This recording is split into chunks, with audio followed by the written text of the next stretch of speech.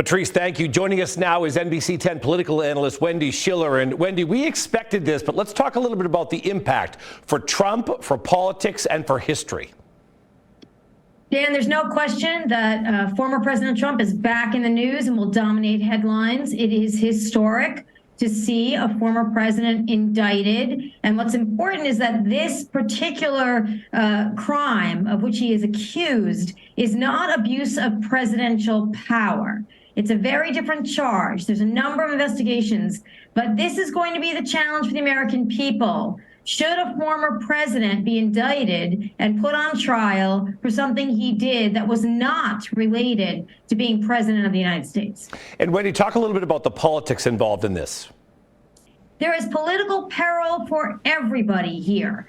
Clearly, there's legal peril for the former president, but there's political peril for Democrats because the Republican base that is loyal to Trump will be very, very agitated about this indictment and rally to his defense.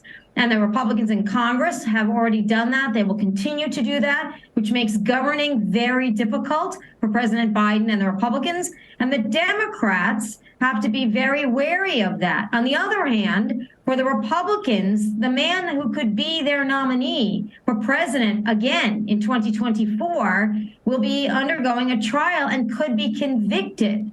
So do you want a convicted felon to be at the top of your ticket in 2024? And can he run for president if he's a convicted felon? The law is unclear, and it's if he had been impeached and convicted, it is very clear that he could no longer hold federal office if you are convicted and removed from office. But it is unclear today whether a conviction in this case would actually preclude him from serving if he won the election in 2024. But every single Republican candidate running for office in 2024 will have to explain and defend Donald Trump in a way that they have not had to do before. And that is a fairly large political liability for the Republican Party. Do you think that there could be protests tonight from his base? There is no telling what former President Trump can inspire among his loyal following. We've seen some of that in January 6th. We hope there is no violence. But in America, you have the right to peacefully protest. And if people want to do that, we might see that around the country. The question is, will that last? Will people interrupt their lives to go to his defense on a charge that involves alleged adultery and alleged hush money? So this is a big question on how people really see these charges and whether they rally to the president's defense in a way that they did on January 6th. And Wendy, let's talk about Trump himself. He, according to reporting by NBC, will be treated like anybody else who's indicted. There'll be a perp walk, there'll be fingerprints, there'll be mug shots. How will he go about doing this? Publicly? Will he be the victim? I think there is a public interest in not having a spectacle here. He is a former president. He served the country as president of the United States, and he was not convicted. He lost an election. So in some ways, I think it respects the office of the presidency to perhaps not do a public, quote unquote, perp walk, not put him in handcuffs behind his back, unless people thought he was a threat, which I doubt.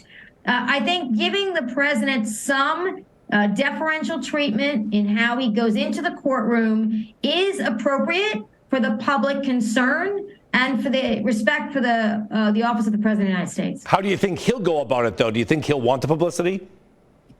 Donald Trump never met publicity he didn't like.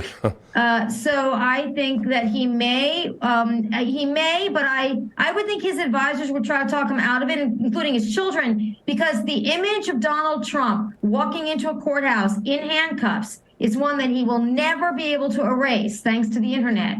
And that will stay forever, just as the pictures of January 6th stay forever. And this is simply a liability for him in the long run among people who are not his core base, particularly independent voters who have not supported him in 2020 or his appointed candidates, his endorsed candidates in 2022. President Trump has to make a decision. What's the image you want here? And, you know, for a man who has sold himself on being a class act for his entire career, you have to wonder if walking into a courtroom in handcuffs is the image that he wants. All right, NBC 10 political analyst Wendy Schiller with always some good insight. Wendy, thank you.